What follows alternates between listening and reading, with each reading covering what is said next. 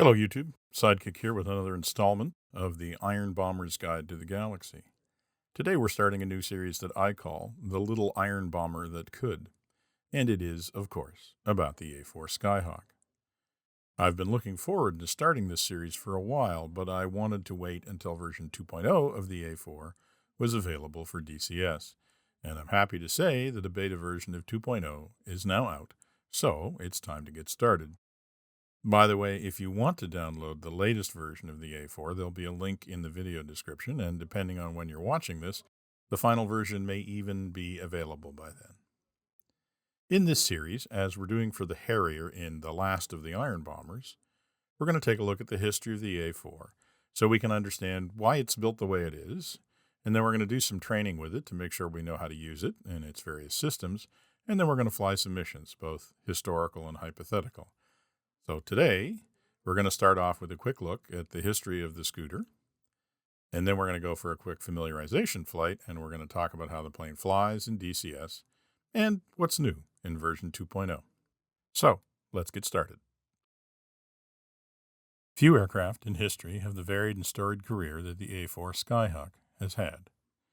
It first flew in 1954, entered service with the U.S. Navy in 1956. The Navy started replacing it in the late 1960s, but it was the principal Marine light attack aircraft well into the 1980s, and the last U.S. Marine Corps aircraft was not retired until 1994. It saw combat with the Israeli Air Force during the 1970s and 80s, and with the Argentine Air Force in the Falklands War. It also served with air forces around the world, including Japan, Australia, New Zealand, and continues to be in service in Brazil. In the 21st century, the A-4 has found new life as an aggressor aircraft. The original design, by Douglas Aircraft, was in response to the U.S. Navy's desire to replace its A-1 Skyhawks with a jet-based fighter. The original design was actually only half of the weight specified by the Navy, and the delta wings were so compact that they didn't need to be folded to fit on a carrier. Yet, the aircraft was powerful enough to carry the bomb load equivalent to a B-17. Compared to the other aircraft of the day, it was small, light, fast, and maneuverable, and it acquired many nicknames, including Heineman's Hot Rod after its principal designer, Ed Heineman, but the one that stuck was the scooter. Now, the A-4 is maybe the quintessential iron bomber. In its long life, it has carried just about every unguided weapon in the U.S. arsenal, including Mark 80 series bombs, Mark 20 Rockeyes, Mark 77 napalm canisters, and a variety of unguided rockets. Now, it was the platform for the very first experimentation for guided air-to-surface missiles, including the AGM-12 Bullpup and the AGM-62 Walleye, but these were never a large part of its loadout.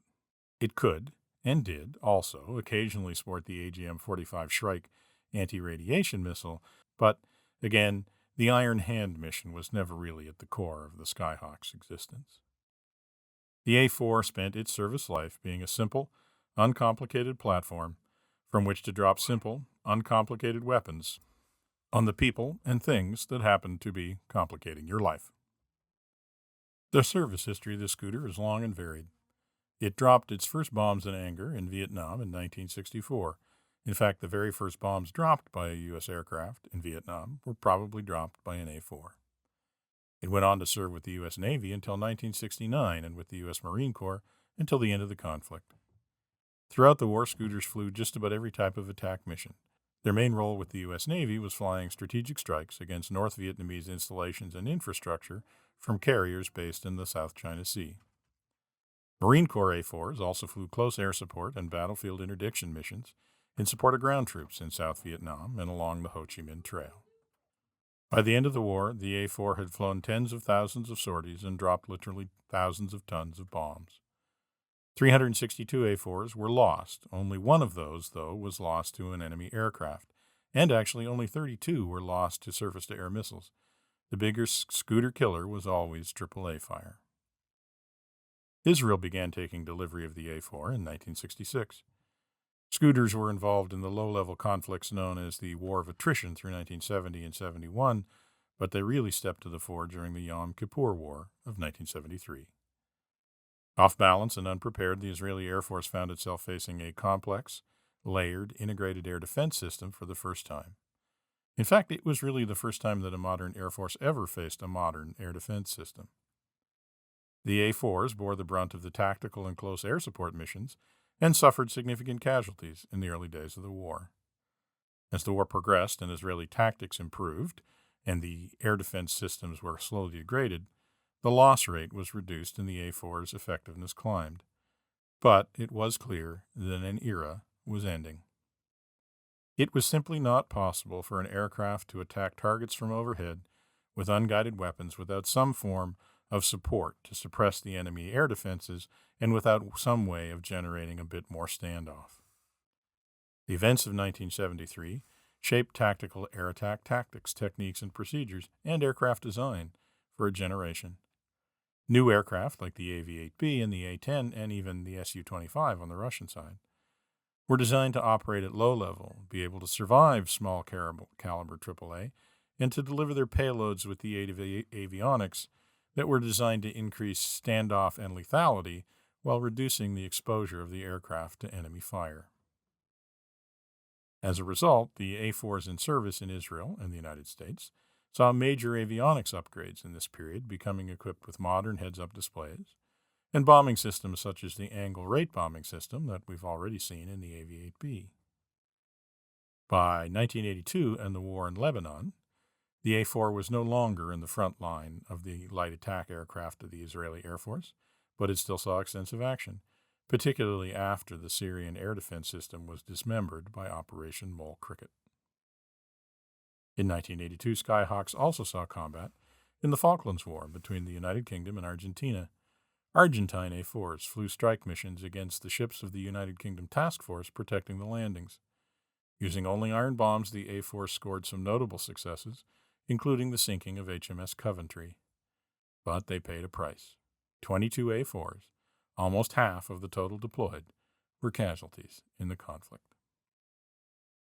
In the 21st century, the A-4 has found new life as an adversary aircraft, and versions with modernized cockpits and avionics suites are flown today by many contractors who specialize in providing dissimilar air combat training services. And, in fact, Brazil actually continues to operate a small fleet of upgraded A-4s on active service.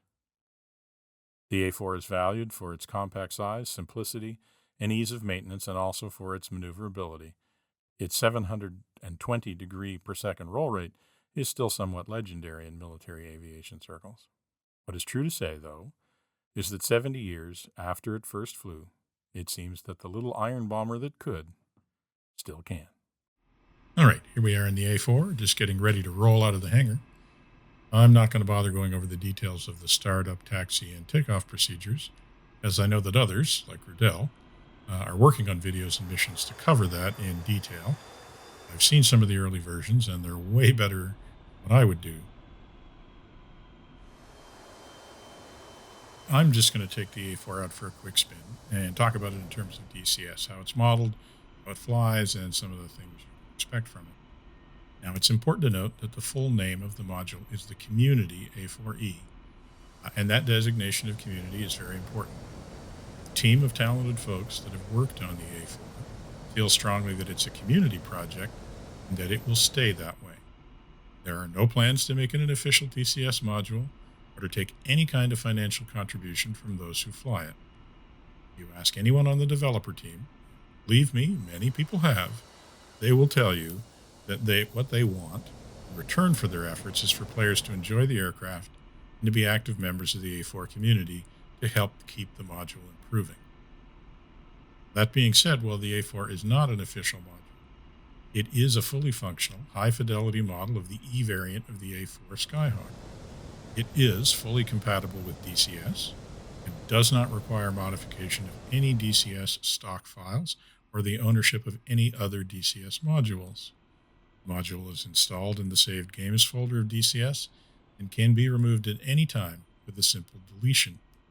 Presence of the module in your setup will not prevent you from joining any multiplayer server, not cause any integrity check issues. Okay, with those disclaimers out of the way, let's get ourselves taxied out and lined up on the runway here.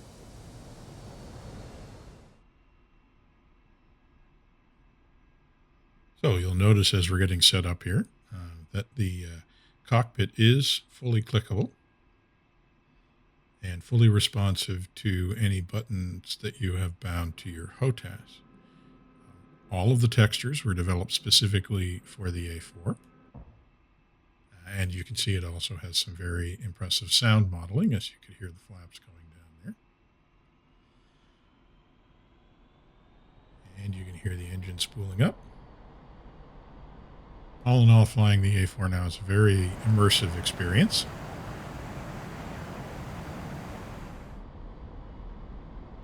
Takes a little while to get itself up enough speed to get off the ground, which is typical of aircraft of its generation. And we're up.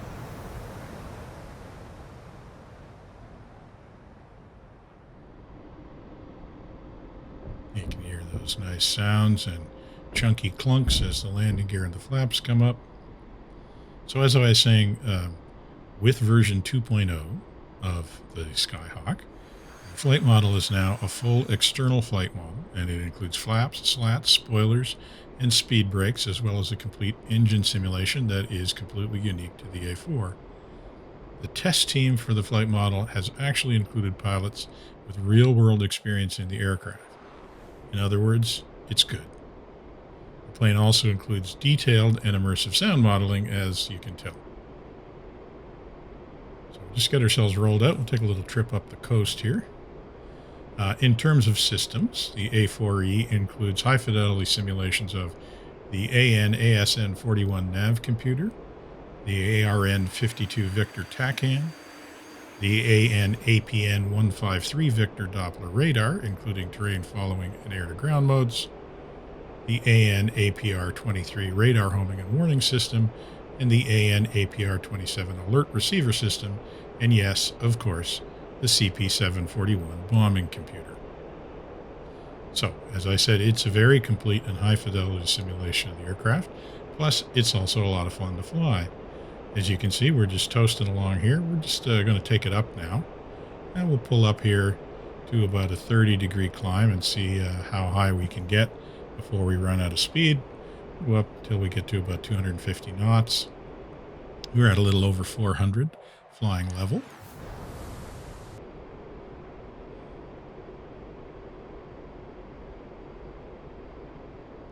And we'll roll out.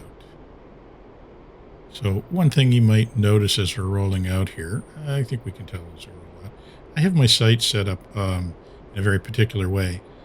I tend to raise my seat so that I can see the top ring of the sight, which is the 50 mil ring.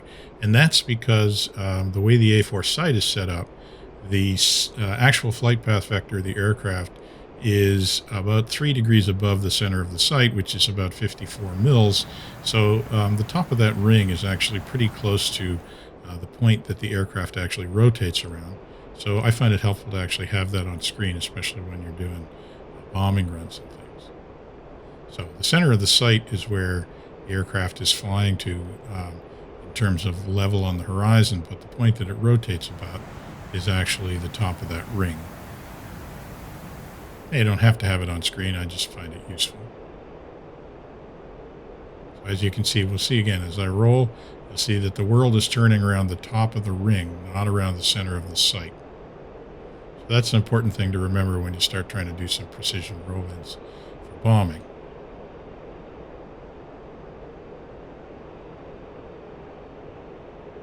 And speaking of rolling in, let's take a look at what the A4 does when we put it into a dive. And we'll pull her down to around 30 degrees. Again, roll out. As you can see, it's nice and stable. Not a lot of flutter. Oh, we get those nice vapors coming over the wings. That's also a new feature of the new flight model. So you can see it goes down as well as it goes up, pretty much.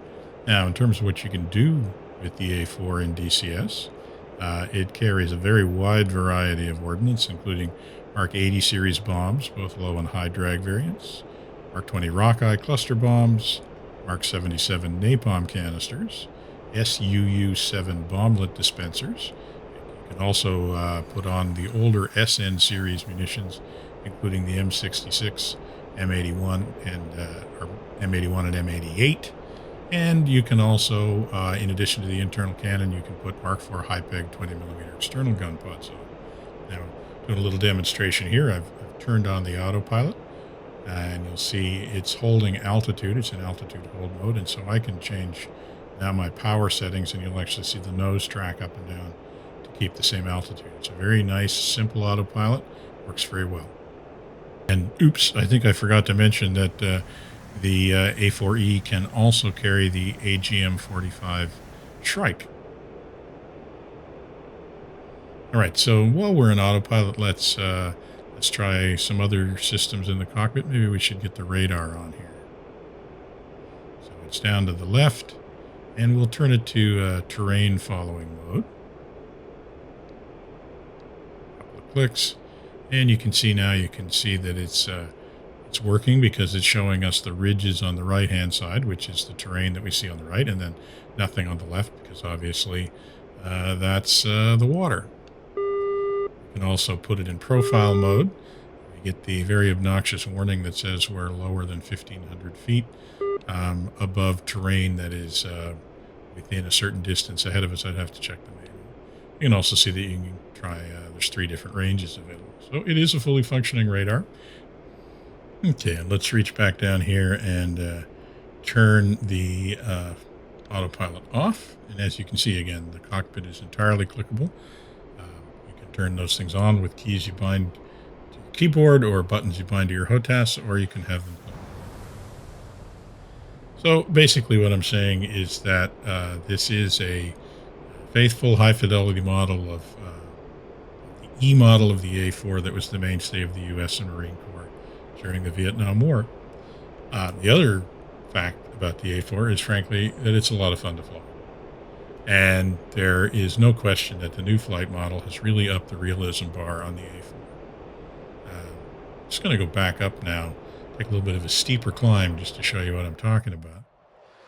Now, the original SFM was a lot of fun, but it was a little bit of a cartoon of a real aircraft.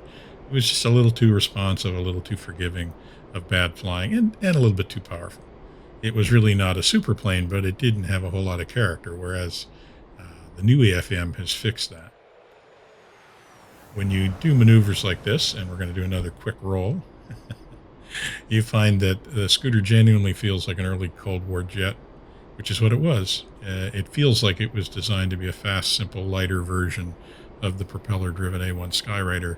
It also feels like a jet that has a 720 degree per second roll rate, fast enough you can actually black yourself out, as we did there. It really did and does have a roll rate like that, folks.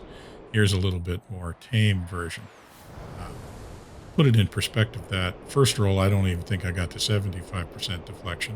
In the second roll, I'm not sure that I got past 30. So it really is a beast when it comes to rolling, and it earns its reputation for being really feeling very light, feeling very maneuverable. So let's take it down and see what it does when we up the speed a little bit. This is typically something that's kind of interesting in these early jets when we were still experimenting with what Mach felt like. And yeah, as we get up into the higher Mach numbers, closer to 1, the pitch control gets a little stiff, which is fairly typical of jets of this era. But it's not unmanageable. It's not nearly as bad as like the Su-25 or the F-86. It's pretty well behaved, actually, as it comes up towards 1. Right, so we're going to take it down and go for a little bit of low-level flying, because frankly, this is one of the great joys of flying the A4, is to fly close to the ground. Now, I will say that it does have an early model jet engine, and you definitely have to work to stay ahead of the power curve. If you are carrying a heavy bomb load up to 15,000 feet, you can expect it to take a while, and you can expect to feel all of that weight on the aircraft. But when you're lightly loaded ahead of the power curve and flying low, you are in scooter territory. This plane likes to go around corners. So flying low and fast is an absolute joy in the scooter. I don't think there's another plane in DCS that I get as much of a pure hoot out of flying close to the ground. It isn't as fast as the Harrier, and it isn't as stable as the Hog, but for the pure joy of going over and around stationary objects, there's really no substitute for this airplane. In terms of its ability to do the job, I'll let others discuss its qualities in air combat maneuvers, but as far as I'm concerned, that's a world that the A4 has really only come to kind of lately. The A4 was, and is, designed to do one thing well, carry a lot of iron bombs and drop them on people and things that desperately need it. As you know, we talked about, it can carry an absolutely staggering payload for such a small aircraft. Even with a full internal fuel load, you can carry 12 Mark 82 bombs on this aircraft. That's 6 tons of explosives. And while the new flight model of the plane is no longer what you would call nimble, with a full bomb load on board, it is very stable, and it's easy to fly, and it's easy to get into position to make a run on a target. It's stable in a dive, it stays together, and it basically stays where you point it. It does need some convincing, as we were talking about, to pull out of really steep dives, but it never gives you the feeling that it's not listening, unlike some other aircraft that I could mention. Its low-level handling means that it's a great platform for dropping high-drag bombs, for firing rockets, or for dispensing cluster bombs, and it's quick enough once it's empty for the trip back to reload not to take all day. Now, around the airfield, it does behave like an early jet aircraft, which is to say that on takeoff it takes a while to get up to speed, as we saw. And once airborne, it needs time to gain speed before it becomes the scooter you want it to be. On landing, it requires some careful attention to stay ahead of the power curve, and there will be some anxious moments if you fall behind, especially if you're carrying any weight while you're landing. But that being said, as a carrier aircraft, it is designed to be flown into the ground. There will not be any need for any long flares or light touchdowns in the A4. We didn't really see because we were taxiing pretty slowly, but once on the ground, the A4 does need a fairly light touch. Its undercarriage was designed to take a lot of pounding in the vertical direction, but not so much side to side. And the brakes are nothing to write home about either. And the external flight model models all of that, but it also does at least sport differential toe brakes, which the SFM didn't, and that helps. But all in all, when moving around on the ground, you're going to want to take it slow and be pretty deliberate. So, that's my little review of the A4. I have really been enjoying flying this version 2.0. I like the earlier version, the 1.4 version, but 2.0 is a huge improvement. The team that has put this together has really made this a labor of love, and I have an awful lot of respect for the job that they have done. As I said, real-world A4 pilots have flown this and will testify that it's pretty darn close to the real experience. It is a community project. It will not cost you anything at all to download this aircraft and to install it into DCS and to fly it for as long as you want to. And I think you should give it a try. Particularly for new players, it's a pretty accessible aircraft financially, and it's a pretty accessible aircraft in terms of ease of flying. So if you want to get into the jet experience, and that's why you came over to DCS from somewhere else, I think that you'd do a lot worse than giving the A4 a try. It's a fun aircraft. You can do an awful lot with it. If you just go back through my channel, you can see all the different kinds of missions we've flown, and there's lots more coming. In the coming weeks, we'll experiment with the new flight model and try some new things as well. So I'm just going to finish out the flight here, because there's nothing I like better than flying the trench in a scooter. And as you can see, I'm flying really low. I would be uncomfortable flying this close to the ground in just about any other airplane, DCS, at least the ones I own. Maybe with the A10, but with the A10, this wouldn't be as much of a rush. So we're just going to go back out to sea and do one more little sort of half Cuban 8, just because that's a lot of fun in the scooter too.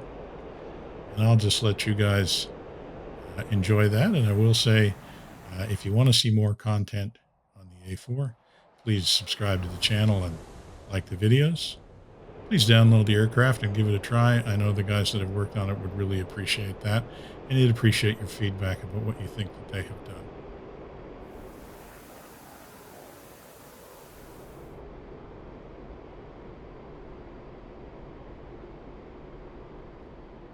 And I'm just going to pull myself out of this one more time. See the slats opening as we go over the top. Feel them. A few things more satisfying than doing that in an A4 DCS. So guys, that's what I think of the A4. I'm a fan. For now, this is going to be Sidekick, signing off.